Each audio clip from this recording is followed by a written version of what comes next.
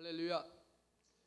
계속 이어지는 창세기의 말씀인데 제가 매듭을 좀 짓고 가야 될 거다라는 생각이 들어서 오늘 계속해서 창세기 말씀을 여러분에게 드리게 됐습니다.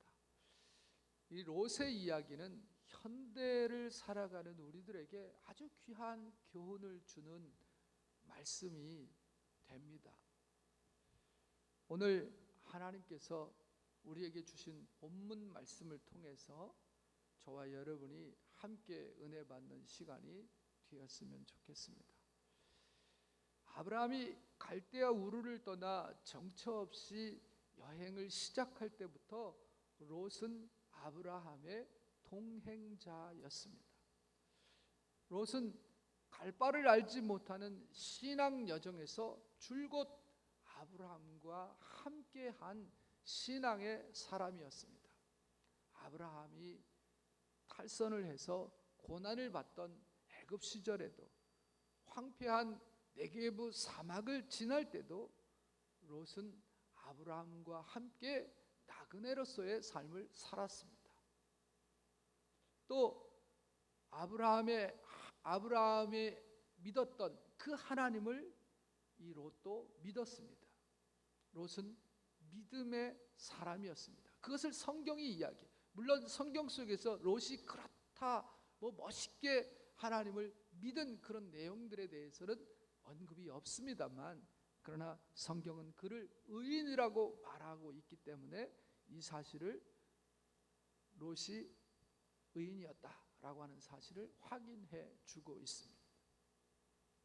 오늘 하나님께서 우리에게 주시는 은혜는 이 롯의 실패에 대한 이야기입니다. 여러분, 우리는 이 세상을 살아가면서 많은 시험과 유혹을 받습니다. 그런데 그런 많은 시험과 유혹을 받을 때 어떤 사람은 그 시험을 잘 이겨내서 더 믿음이 자라고 축복을 받는 사람이 있는가 하면, 어떤 사람은 넘어져서 그 시험에 빠져서 죄를 짓기도 하고 실패에 아주 쓴 잔을 마시는 그런 사람들도 많이 있습니다. 누구나 시험 들지 않기를 다 원합니다. 누구나 그런 고통 가운데 빠지지 않기를 다 원합니다. 그러나 원수 사탄은요, 어떻게 해서든지 우리와 주님과의 사이를 떼어놓으려고 발악을 하고 있죠. 결국 그래서 어쩌다가 우리의 욕심이나 고집이 사탄의 그 도구에 이용이 되어지는 거예요. 그래서 거기에 빠져서 넘어지고 실패하는 사람들이 꽤 있습니다. 그러나 여러분, 우리가 그렇게 넘어지고 쓰러지고 실패할 때라도요, 오히려 용기를 내고 일어서야 할 것은 예수님께서 고린도전서 10장 13절에 약속하시기를 우리에게 피할 길을 주시겠다 하셨기 때문입니다. 내가 내 욕심 때문에 혹은 어떤 실수로 인하여서 유혹에 빠져서 넘어지고 쓰러지고 고통당하고 있을 때라도 이게 끝이구나, 이제 난 죽었구나 좌절하고 절망할 것이 아니라 그때라도 용기를 잃지 아니하고 하늘을 바라봐야 된다는 거죠. 왜? 하나님께서 피할 길을 예비해 놓으셨기 때문에. 그러므로 우리는 시험 당하기 전에 항상 깨어 있어서 기도하며 사탄의 유혹을 받지 않아야 되겠지만, 혹 시험에 들었다 할지라도 낙담하면 안 된다는 거죠. 자신의 죄를 회개하고 바로 주님 앞에 돌아오게 될 때 우리 주님께서는 우리를 다시 회복시켜 주시는 것입니다. 성경에 많은 인물들이 등장하고 있습니다. 근데 그 많은 인물들, 이들도 한결같이 여러 가지 시험을 당했지만 그 중에 어떤 사람들은 그 시험을 이겨내서 하나님께 인정을 받은 사람이 있는가 하면, 어떤 사람은 그 시험에 넘어져서 아주 부끄러운 구원을 받거나 아예 멸망의 자식이 되어져 버린 사람들을 성경이 말씀하고 있습니다. 예를 들면 아브라함이나 욥이나 삼손, 다윗, 베드로 같은 사람들, 정말 훌륭한 사람들이지만 이 사람들도 때때로 사탄의 시험을 받아서 시험에 빠졌습니다. 여러분, 아브라함이 어땠습니까? 아브라함이 애굽에 갈 때는요, 자기 아내 사라를 여보 당신이 너무 아름다우니까 우리가 지금 애굽으로 가는데 애굽 사람들은 하나님을 모르는 사람들이야. 애굽 사람들은 잔인해. 근데 당신이 너무 아름다운데 내가 당신의 남편이라 하면 당신을 차지하기 위해서 남편이 나를 죽을 거 아니야. 그러니까 우리 당신을 내 누이라고 하자, 여동생으로 하자. 이렇게 속이지 않습니까? 아니나 다를까 그렇게 속이고 애굽 갔을 때 애굽 왕이 사라의 미모를 보고 홀딱 반해갖고 말이죠, 사라를 데려가잖아요. 자기 첩삼으려고. 그러나 하나님께서 막아주시죠. 그뿐만이 아니에요. 아브라함이 이제는 저 그랄 지방에 갔습니다. 그랄 왕 아비멜렉이 또 이 사라의 미모에 빠졌어요. 그때도 그랄 왕 그 아비멜렉 앞에서 아브라함이요, 자기 아내 사라를 자기 여동생이라고 속입니다. 그리고 사라도요, 이는 내 오라버입니다 하고 남편 아브라함을 그렇게 소개를 했어요. 그러니까 그랄 왕 아비멜렉이 또 사라의 미모에 빠져갖고 말이죠, 데려다가 자기 첩삼으려고 하는데 하나님이 그랄 왕이 잠자할 때 그 밤에 꿈속에 나타나셔서 이 여인은 남편이 있는 여인이다. 네가 그 여인에게 손을 대면 네 자녀들과 네 식구들은 다 죽을 것이다 라는 경고를 하시잖아요. 그래서 다시 사라를 돌려받게 되는데, 어떻든 이런 실수를, 이런 시험에 빠졌단 말이죠. 욥이 어땠습니까? 욥도 그렇고요. 삼손은 어때요? 삼손도 드릴라의 꾀임에 빠졌지 않습니까? 다윗은 밧세바의 꾀임에 넘어가죠. 그건 스스로의 꾀임이지, 사실은 밧세바가 유혹을 하려고 목욕한 건 아니잖아요. 근데 자기가 한가하게 지붕 위를 걷다가 말이죠, 목욕하는 여인을 보고 끌어들여서 남의 아내를 범하잖아요. 베드로는 어떻습니까? 베드로는 사람들 앞에서 나는 절대로 주님을 모른다고, 너도 저 나사렛 사람과 한패지 아니라고, 내 손에 장을 짓겠다는 식으로 저주까지 하잖아요. 그러고 나서 베드로가 새벽 닭이 울 때마다 주님의 말씀이 생각나서 내가 오늘 닭이 울기 전에 나를 3번 부인하리라 한 주의 말씀이 생각나서, 그래서 닭이 울 때마다 베드로가 눈물을 흘리며 통회하며 자복했을 때, 그렇게 회개할 때 우리 주님이 다시 베드로를 회복시켜 주셨잖아요. 스스로 범죄하여 넘어졌지만 그러나 그들은 바로 하나님을 찾아 돌아왔기 때문에 다시 일어설 수 있었다는 거예요. 그러나 반면에 가룟 유다나 아나니아와 삽비라, 사울 왕 아간과 같은 사람, 죄를 짓고도 하나님께로 돌아오지 아니하고 자살이라든지 거짓말과 변명으로 해결을 하려다가 결국은 멸망의 자식이 되어져 버리고 말았어요. 가룟 유다는 주님을 팔아버리고 자살해버리지 않았습니다. 아나니아와 삽비라, 누가 시킨 것도 아닌데 스스로 자기 땅 팔아갖고 말이죠, 이게 다라고 왜 거짓말을 하는 거예요? 그래서 죽습니다. 성경은 이들의 범죄의 과정과 문제점들을 낱낱이 기록을 해서 오늘날 우리 자신을 비추는 그런 거울이 되게 하고 있습니다. 그러니까 여러분, 성경은 2000년 전에 이미 완성되어져 버린 옛날 이야기가 아니라 지금도 우리에게 교훈을 주는 말씀이라는 거지. 우리는 때때로 유다가 되기도 하고 베드로가 되기도 하는 것입니다. 그래서 살다 보면 스스로를 깨닫잖아요. 내가 정말 가룟 유다처럼 돼 있고 어떤 경우에는 베드로처럼 사는 그런 나 자신을 볼 때가 있지 않습니까? 그러므로 항상 성경을 가까이 하고 거기에서 교훈을 얻어서 사탄의 대적을 이길 수 있는 그런 지혜를 얻어야 하는 겁니다. 오늘 본문에 롯이 그렇습니다. 그는 삼촌을 잘 둔 덕에 아무 공로 없이 구원을 받았습니다. 그러나 그의 생활은 구원 전이나 그 후나 삼촌과 같이 모범적이지 못했기 때문에 겨우 구원을 받았지만 비참하고 아주 부끄러운 그런 인생을 마치게 됩니다. 오늘 롯의 실수와 그 원인과 결과를 우리가 성경 속에서 찾아보면서 하나님께서 주시는 은혜를 같이 얻기를 원합니다. 먼저는요, 그는 은혜를 잃어버린 사람입니다. 롯은 아브라함의 형인 하란이라고 하는 사람의 아들이었습니다. 근데 그 아버지가 일찍 죽었습니다. 그래서 삼촌인 아브라함의 양육을 받았지요. 마침 아브라함에게는 자식이 없었기 때문에 아브라함은 롯을 친아들처럼 사랑하면서 키웠습니다. 그리고 하나님께서 아브라함을 부르셔서, 여러분, 아브라함이 하나님의 부르심을 받았을 때 그 나이가 75세였습니다. 그때에 하나님께서 내가 보여줄 땅으로 가라 할 때 갈 바를 알지 못하고 갈 때에 자기가 친아들처럼 길렀던 롯을 데리고 함께 이제 가나안을 향해서 나왔던 거지. 롯이 소돔에서 원수들의 공격을 받아 재산을 모두 잃고 노예로 끌려가게 되자 아브라함은 자기 식솔들, 자기 집에서 키운 군사 318명을 데리고 함께 쫓아가 갖고 말이죠, 야습을 해서 그래서 다시 구해 오기도 했습니다. 정말 생명을 건 그런 전투였습니다.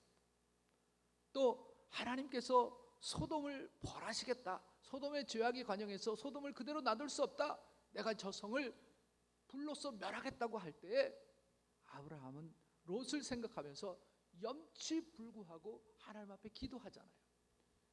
여러분, 그 아브라함이 하나님과 대면해서 기도하는 그 장면 깊이 묵상해 볼 필요가 있습니다. 장장 롯을 위해서 아브라함이 몇 번을 기도하는 줄 아세요? 기도를 바꿔서 기도해.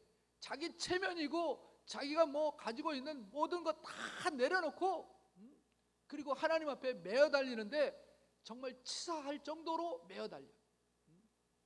하나님, 소돔성을 멸하신다고요? 거기 의인이 있으면 의인과 함께 소돔성을 멸하십니까? 그러니까 하나님, 거기 의인이 있으면 안 멸하지. 그래서 아브라함이 얼뜻 생각하기에 거기 내 조카 롯도 의인이고 의인이 꽤 있을 텐데 그러면 의인 50.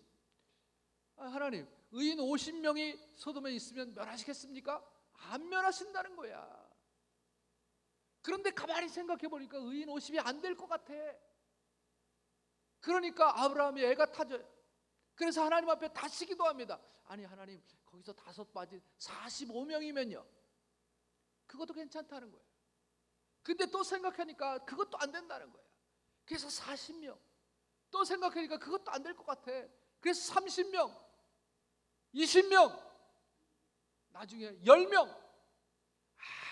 10명은 되겠지. 하나님, 내가 2번만 제가 다시 바꿔서 기도를 하겠습니다. 제 요구를 좀 들어주십시오. 의인 10명, 소돔에 의인 10명만 있으면 그 10명으로 인해서 소돔성 전체를 다 멸하시지 않겠다는 하나님의 약속을 받아냅니다. 그리고는 어쩌면 아브라함은 안도의 숨을 쉬었는지 모르겠어요. 왜? 의인 10명은 있겠지라고 하는 확신이 있었기 때문에.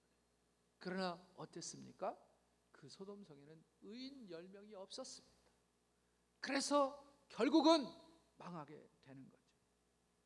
어쨌든 하나님께서 소돔을 벌하시겠다고 하자 아브라함은 6번씩 번복하는, 정말 염치를 부릅쓰고 6번씩 번복하는 중보 기도를 했어요. 조카 롯을 위해서. 그럼에도 불구하고 롯은 삼촌의 은혜를 잊어버렸습니다. 좀 우리가 거슬러 올라가 보면 아브라함으로 이 가나안으로 이주해서 롯이 좀 살만해지거나 지니까 이 삼촌과 불화가 생기잖아요. 창세기 13장 7절에 보면 롯의 종들과 아브라함의 종들이 서로 싸움이 생겼어요. 다투게 됐어요. 그 이유는 롯의 소유가 많아졌기 때문입니다. 여러분, 이 롯의 소유가 많아진 많아진 이유, 많아진 것이 누구 덕분입니까? 이게 다 삼촌 아브라함 덕 아닙니까? 아브라함의 양육을 받아왔으며 또한 아브라함이 하나님께서 지켜주셨으므로 욕심꾸러기들만 사는 그 가나안 지방에서도 그의 소유가 안전했습니다. 그러므로 자기의 종들이 삼촌의 종들을 감히 업수히 여기고 다투었다라는 그 소리를 들었을 때 롯은 당연히 자기 종들을 다 모아놓고 다구치면서 야, 너희가 어떻게 삼촌의 종들과 싸울 수 있느냐? 말도 안 된다. 그러면서 말이죠, 주의를 주고 다시는 그런 일이 생기지 않도록 했었어야 됐습니다. 그런데 롯은 이 일을 방관만 하고 해결할 생각을 안 했어요. 결국 아브라함이 롯을 불러서 평화를 제안하잖아요. 야, 너의 식솔들하고 우리 식솔들하고 계속 싸우는데 안 되겠다. 우리가 여기서 갈라져야 되겠다. 네가 좌하면 내가 우할게, 내가 서하면 내가 동할게. 은혜를 모르는 사람은 감사할 줄을 몰라요. 그래서 사실은 다툼이 일어나는 거죠. 감사할 줄 모르니까 욕심이 싹트고 그 욕심이 잉태해서 죄를 낳고 죄가 장성한 즉 사망에 이르게 된다고 성경은 말씀하고 있습니다. 여러분, 롯은 은혜를 잊었어요. 여러분, 은혜를 잊으면 안 됩니다. 사실 이 경우에 롯은 아브라함이 선택권을 먼저 주었을 때도 말이죠, 삼촌 아브라함을 배려했어야 됐어요. 자기가 쭉 산마루에 올라가서 돌이켜보고 그 요단 평지 말이죠, 저 수알성까지 물이 풍부하고 그냥 녹지가 쫙 펼쳐진 그 요단 평지를 삼촌에게 양보하고 자기는 다른 곳으로 갔었어야 마땅했는데 그는 그렇게 하지 않았어요. 어떻든 은혜를 잊었어요. 그러니까 다툼이 생기는 거예요. 여러분 생각해 보세요. 여러분이 삶 속에서 은혜를 잊게 되면 반드시 거기에는 다툼이 있게 마련입니다. 두 번째 롯의 실수는요, 하나님의 일을 생각하지 아니하고 사람의 일, 육신의 욕심만을 쫓아 행했습니다. 삼촌이 분가시켜 주겠다고 제안을 하니까 속으로 옳다, 잘됐다, 이젠 독립이구나 하고 박수를 쳤을 겁니다. 그리고 선택의 우선권을 이용해서 사방을 돌아보면서 요단 평지를 선택합니다. 아마 그 머릿속에는 가나안에 도착했을 때 하나님께서 삼촌과 하신 그 약속을 다 잊어버렸을 것입니다. 여러분, 가나안에 도착해서 하나님께서 그 삼촌 아브라함에게 약속한 것이 뭡니까? 이 땅을 너와 내 자손에게 영원토록 주겠다 하는 것이 하나님의 약속이었습니다. 그걸 안다고 한다면 가나안을 떠날 수 없지요. 어렵고 힘든다 할지라도 가나안을 떠날 수 없는 겁니다. 여러분, 제가 우리 수요 예배에 오신 분들하고는 그런 대화를 나눴는데, 여러분, 하나님께서 약속하신 땅, 젖과 꿀이 흐르는 땅이라 그랬어요. 거기 정말 젖과 꿀이 흐를까? 제가 20년 전에, 거의 25년 전에 이스라엘을 갔다 왔거든요. 제가 25년 전에 이스라엘을 갔다 왔는데, 제가 25년 전 이스라엘 갔을 때에도 그닥 좋아 보이지 않았어요. 그 황량한 벌판이에요. 바람이 불면요, 모래바람이 얼마나 센지 눈을 뜰 수가 없어요. 얼굴이 파질 정도로 붉은 모래들이 날라와. 그런데 그래도 그 한쪽 다른 쪽에 가보면요, 키부츠를 통해서 만든 건지 잘 모르겠습니다만 한쪽에 가면요, 거기 물도 별로 없는 그 동네거든요. 중동은요, 물값이 굉장히 비싸요. 근데 그 한쪽은 잘 갖고 갔고요, 진짜 젖과 꿀이 흐르는 것 같아요. 올리브가 막 쫙 주렁주렁 달려 있고요. 그 다음에 그 선키스트 그 귤이 말이죠, 이렇게 큰 귤이 얼마나 많이 달렸는지, 야, 어떻게 저런 황무지에서 저런 농장을 개발할 수 있을까? 이 사람들이 그렇게 지금 젖과 꿀이 흐르는 땅으로 만들어가고 있어요. 사해도요, 사해가 정말 죽은 바다 아닙니까? 죽음의 바다 아니에요. 말 그대로 사해인데, 그런데 그 사해 옆에다가 어마어마한 그냥 공장을 쫙 만들었어요. 플랜트를 만들어 갖고 사해에 그 진흙 있잖아요. 그 진흙을 쫙 컨베이어로 끌고 올라가 가지고 그거를 막 분리해 갖고 여러 가지 미네랄을 만들어 갖고 각종 제품을 만들어냈는데, 지금 전 세계 특별히 유럽 쪽은요, 이스라엘 사해 진흙 팩이 모든 여자들의 피부에 발려지고 있어요. 그러니까 진짜 젖과 꿀이 흐르는 그런 땅이 되어지고 있어요. 여러분 가만히 생각해 보면요, 황무지 같은 곳이에요. 하나님의 약속이 있어요. 이 땅을 내게 주겠다. 그리고 이 땅은 젖과 꿀이 흐르는 땅이 되겠다. 지금은 황무지예요. 근데 그 약속을 믿고 그 자리에 버티는 사람에게는 그 땅이 젖과 꿀이 흐르는 땅이 되는 거야. 그래서 정말 제가 감동했어요. 그 다음에 롯의 실수는요, 교회를 떠나는 거죠. 아브라함은 가나안에 도착하자마자 제일 먼저 제단을 쌓고 하나님 앞에 예배를 드렸습니다. 그리고 그는 매일매일 가족들과 함께 그 제단에서 하나님을 찬양하며 예배를 드렸는데, 오늘날 교회의 모형이 되는 가정교회가 바로 거기서부터 시작된 거죠. 그런데 롯은 아무런 거리낌 없이 오히려 홀가분한 심정으로 교회를 훌쩍 떠나서 세상에, 죄악의 세상인 소돔성을 향해서 들어가 버렸어요. 육신의 쾌락과 욕심을 위해서. 삼촌의 간섭이 싫었는지도 모르겠습니다.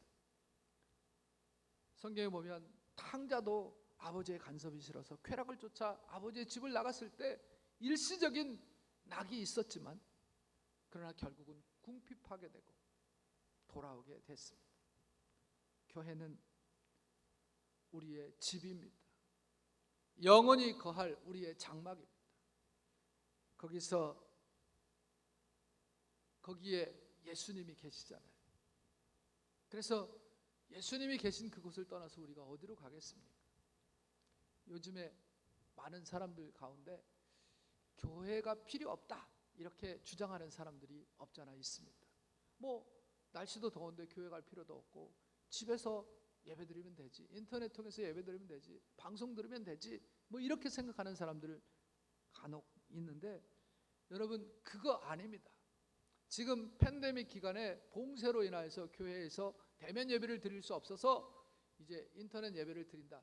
한시적으로 그럴 수 있지만 여러분 성경을 깊이 보시기 바랍니다. 물론 하나님은 안 계신 곳이 없어요. 어느 곳이든지 하나님이 계셔요. 집에도 계시고 교회도 계셔요. 밖에도 계시고 어느 곳에도 하나님은 다 계셔요. 어느 곳에서 우리가 예배를 드리든지 하나님은 그 예배를 받으시는 것 맞아요. 그러나 성경을 깊이 보면 볼수록 깨달아지는 게 있는데, 여러분 제가 여러분과 늘 나누면서 하는 말씀 있잖아요. 여러분 진보와 보수가 싸울 때는 항상 보수 쪽을 택하십시오. 이 말이 맞는 말인지 잘 모르겠습니다. 그러니까 어떤 거는 굉장히 그 자유주의적인 그런 생각과 모든 걸 다 수용하는 거지. 그러나 어떤 것은 조금 보수적인 그런 생각이 있어요. 예컨대 이런 얘기를 한번 예를 들어봅시다. 주일날 놀러 가는 거. 주일날 놀러 가서 그곳에서 예배드리고 그냥 끝나는 거. 이거 하고 주일날 교회 와서 하나님 앞에 예배드리는 거하고 뭐 똑같다. 이거는 예배 드렸잖아. 나가서도 예배드리고 여기서도 예배드리고 거기서도 하나님이 예배를 받으실 거고 여기서도 하나님이 예배를 받으실 거야. 그런데 여러분 이게 서로 싸운다고 한다면, 이런 자유주의적인 생각과 이런 진보주의적인 생각과 이런 보수주의적인 생각이 서로 싸우면 원컨대 여러분, 부탁건대 여러분 보수편에 쓰시기 바랍니다. 그래야 여러분의 신앙을 지킬 수 있어요. 이쪽 편에 쓰게 되면요, 여러분 신앙 절대로 못 지킵니다. 신앙 좋은 사람이 있어요. 나는 저런 데 가도 내 신앙 얼마든지 지켜. 그러면서 폼 잡고 말이죠, 딱 이렇게 나서는 사람 바보예요. 바보. 여러분 그런 가오 잡고 다니지 마십시오. 오히려 피해야 돼. 안 보는 게 1000번 만번 낫고 안 들어가는 게, 안 가는 게 1000번 만번 내 신앙 지키기에 낫습니다. 제가 무슨 말을 하려는지 여러분 이해가 되시죠?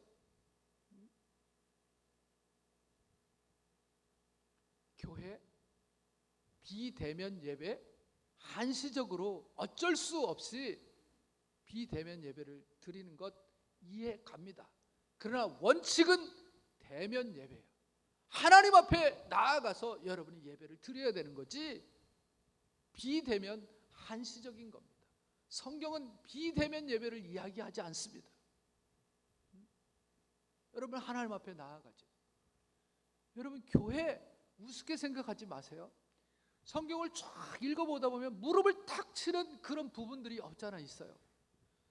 그게 뭐냐 하면 옛날에 아브라함이 100세에 낳은 아들 이삭을 번제로 하나님 앞에 드리라 그랬어요. 어디 가서 드리라 그랬죠? 어디 가서? 모리아 산에 가서 드리라 그랬어요. 왜 하나님이 그 번제를 모리아 산에 가서 드리라 했을까? 이상하죠? 그런데 여러분, 그 맥을 쭉 따져보게 되면 그곳이 바로 나중에 솔로몬의 성전이 지어졌던 그곳이야. 그리고 그 성전에서 솔로몬이 하나님 앞에 기도하잖아요. 하나님, 내 백성이 또 종이 이 나라에 이런 문제가 있고 저런 문제가 있고 누구든지 그런 문제를 가지고 이곳에 와서 하나님 앞에 기도할 때 하나님 들어주시옵소서 라고 기도하잖아요. 어디 와서? 이곳에서. 어디에서? 성전에서. 어디에서? 교회에서. 디스코텍이 아니라니까요. 시장바닥이 아니라니까요. 저 바닷가가 아니라니까요. 골프장이 아니에요. 여기 모리아 산에서, 오르난의 타작마당에서, 솔로몬의 성전에서 드려지는 기도, 그 예배, 그거 하나님이 들어달라는 거예요.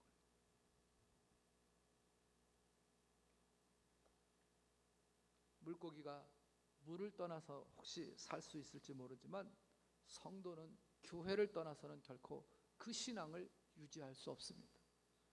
키로 쌀을 까불면 알곡은 안으로 들어오지만 쭉정이는 자꾸 바깥으로 나가는 거예요. 그리스도인은요, 교회 안에 어려움이 있고 많은 문제가 있다고 해도요, 문제가 있으면 있을수록, 어려움이 있으면 있을수록 더욱 교회에 모이기를 힘쓰는 거예요. 욥의 실수 또 하나는 뭐냐 하면 전도를 안 했어. 전도를 게을리했어요. 심지어는 자기 딸들과 정혼한 사위마저도 전도를 하지 못했어요. 함께, 야, 하나님께서 이 성을 유황불로다 멸하신단다, 우리 같이 나가자. 그러니까 아이, 뭔 소리예요, 웬 소리, 이상한 소리 하지 마세요 하고서 농담으로 여기다가 그들 다 죽었어요. 사실 가만히 생각해보면 롯의 식구가 네 식구 아니야. 롯하고 딸 둘하고 자기 아내하고 4명, 이 4명은 의인이라고 치고, 그러면 롯이요, 거기 소돔에 들어가서 살면서 6명만 더 전도했으면, 의인 10명 있으면 그 성 안 망하는 거예요. 전도를 안 했기 때문에 망한 거지. 여러분, 전도하는 일은요, 신앙의 운동과 같아요. 적당한 운동이 건강의 비결이 되는 것처럼 말이죠, 전도는 영적인 건강을 유지하는 비결이 되는 겁니다. 전도를 하려면 먼저 자기 자신이 진리를 잘 알아야 되니까 성경을 열심으로 공부하지 않을 수 없죠. 또 스스로 구원의 확신을 가져야 전도할 수 있지 않습니까? 그래서 전도해서 교인이 불어나게 되면 신앙생활이 재밌어요. 우리는 소돔과 같은 이 세상에서 빛과 소금의 역할을 감당하는 사람이 되어야 됩니다. 우리 남자들이 전도를 좀 많이 해야 돼요. 여자들은 지금 주변에 별로 없는 것 같아요. 근데 남자들은요, 아직 주변에 많이 있어요. 전도해야 됩니다. 그러면 여러분도 살고 교회도 살고 하나님은 기뻐하십니다. 이제 말씀을 그냥 줄이겠습니다. 너무 길면. 롯의 실수, 롯은 세상의 미련을 버리지 못했습니다. 롯과 롯의 아내, 롯도 마찬가지입니다. 천사가 얼른 나가라고 재촉하는데 나가질 않아요. 지체합니다. 아마 롯은 물질적으로 아브라함보다 더 부유하게 살았을 겁니다. 그래서 아까운 것들이 너무 많으니까 그것 놓고 어떻게 가겠어요? 머무르지 말고 산으로 도망가라. 산은 곧 믿음을 상징하고 교회를 상징하는 거죠. 오직 믿음에 의해서만 구원을 받습니다. 세상의 미련을 가지고 들에 머무르지 말라는 겁니다. 그런데 롯은 뻔뻔하게도 산에까지 갈 수 없다고, 저기 작은 성 소알 저곳으로 보내달라고. 그래서 결국 소알에 머물렀습니다. 죄악과 심판을 경험하고서도 아직도 세상에 미련이 남아 있었던 거죠. 그의 아내는 끝내 뒤를 돌아보다가 소금 기둥이 되어버리고 말았습니다. 여러분, 구원받은 성도는 뒤를 돌아보아서는 안 됩니다. 그리스도만 바라보고 앞만 향해서 앞으로 열심히 나아가야 하는 겁니다. 이제 마지막으로 오늘 이 롯의 실수를 통해서 배우는 교훈 중에 정말 중요하다고 생각되어집니다. 하나님께로 돌아오지 아니하고 신앙의 지도자들의 지도를 받으려고 하지 아니하고 세상적인 방법으로 위안을 얻으려 했다는 겁니다. 알몸으로 구원을 받았어요. 롯이 알몸으로 구원받지 않습니까? 소돔에 다 놔두고 그냥 황급하게 소알성으로 도망가지 않습니까? 딸 둘하고 같이 가. 아내는 같이 가다가 뒤를 돌아봐서 소금기둥 되어버리고, 진짜 알몸으로 구원을 얻고 보니까 살 길이 암담해. 아내마저도 죽고 이젠 자기와 두 딸만 남았습니다. 그래서 결국은 소알 땅도 그쪽으로 가긴 갔는데 그것도 버리고 나중에 산 위로 올라가서 동굴 속에서 머뭅니다. 자기의 재산이 다 타버린 그 소돔의 폐허가 아예 안 보이는 곳 동굴 속으로 들어갔습니다. 아내가 변한 소금 기둥이 보이지 않는 곳을 피해서 살고 싶었을 것입니다. 모든 것을 다 잃어버리고 허탈한 심정을 달랠 방법을 찾아야 했죠. 그게 뭔가요? 그게 술이었어요. 여러분, 그래서 동굴 속에서 날마다 술을 마시게 되었던 것 같아요. 여기서 우리가 신약 성경에 나오는 탕자의 이야기를 한번 좀 생각해 볼 필요가 있습니다. 여러분, 롯이 이제 그 소돔성에서 나왔지만 어디로 가야 할까요? 소알에서도 피했다가 나왔어요. 그리고 저 높은 산 동굴 속에 가서 살았는데, 여러분, 탕자가 아버지 품을 떠나서 외국에 가서 살지 않습니까? 처음에는 돈이 많이 있어서 재미도 있었습니다. 뭐 여러 가지 즐거운 일들이 많이 있었겠죠. 여인들도 많이 만났을 것이고. 그러나 결국은 가난뱅이가 되어버리고 말지 않습니까? 그런데 그는 망하게 되자마자 아버지의 집을 생각했습니다. 뭐라고 생각합니까? 그가 돈 다 떨어지고 사람들에게 천대받고 이제 돼지 키우는 그 농장에 가서 일꾼으로 일하는데 돼지들이 먹는 쥐엄나무 열매도 마음껏 먹을 수가 없는 그런 상황 가운데서 배를 골면서 그가 생각한 것은 아버지의 집이었습니다. 내 아버지의 집에는 배불리 먹는 일꾼들이 많이 있는데 나는 왜 여기서 배도 못 채우고 이러고 있을까? 내가 아버지의 집으로 돌아가야 되겠다. 가서 아버지 나를 아들로 생각하지 마시고 아버지의 일꾼 하나처럼 취급해 주십시오 하고 이야기하면 되겠다 하고 그가 아버지의 집을 생각하고 아버지의 집으로 돌아갑니다. 아버지가 어떡하죠?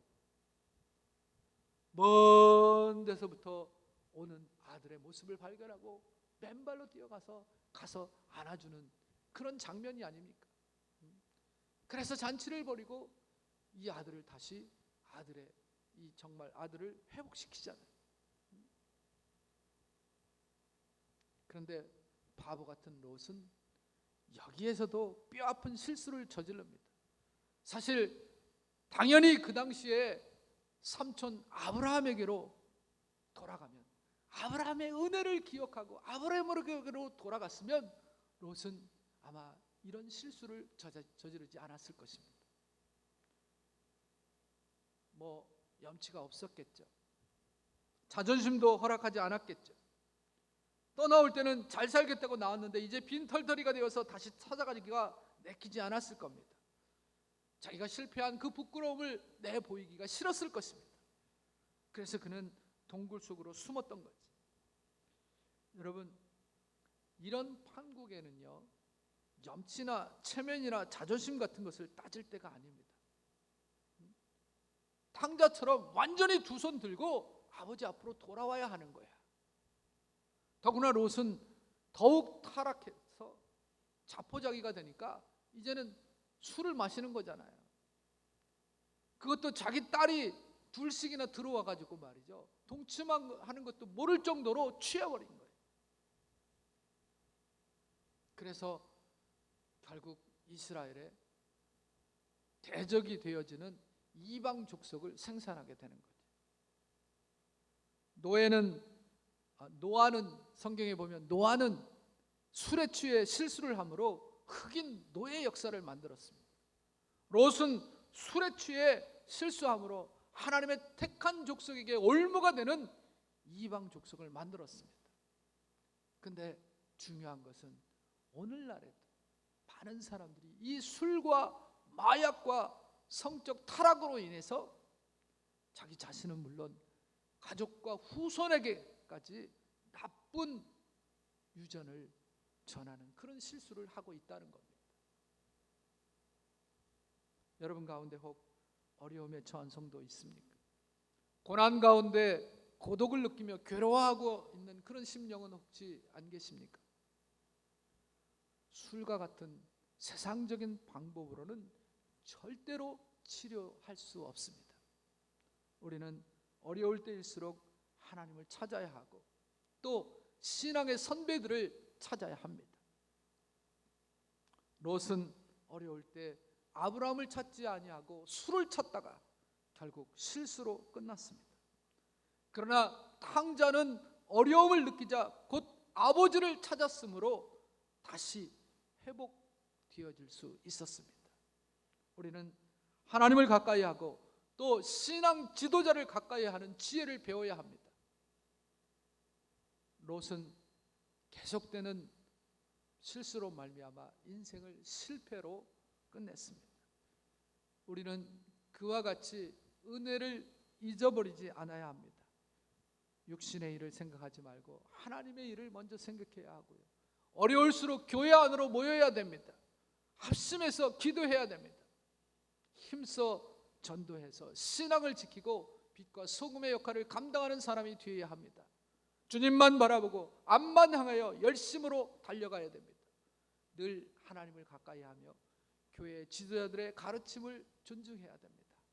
여러분, 롯의 실수를 통하여서 하나님이 우리에게 주시는 교훈 꼭 붙드시고, 혹 실수를 했다 할지라도 주님 앞으로 달려 나오는, 그래서 회복시킴의 은혜를 받는 저와 여러분이 되시기를 주의 이름으로 축원합니다. 하나님 감사합니다. 오늘도 우리에게 귀한 하나님의 말씀을 주셨는데 우리들이 가슴속에 잘 새기게 하여 주시옵시고, 롯과 같은 실수를 다시 범하지 않는 자들이 되게 하여 주시옵시고, 혹 범했다 할지라도 주님 앞으로 달려나와 다시금 회복시켜주는 그 은혜를 경험하는 저희들이 되게 하여 주시옵소서. 예수님의 이름으로 기도 올려옵나이다. 아멘. 우리 다 일어나셔서 찬양합니다.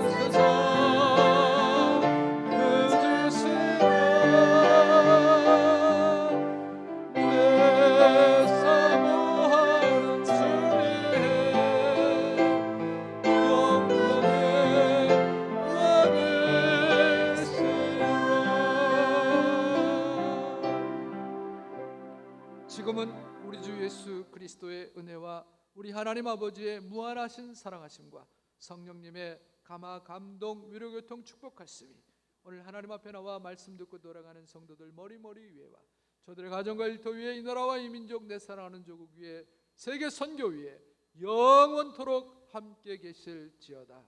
아멘.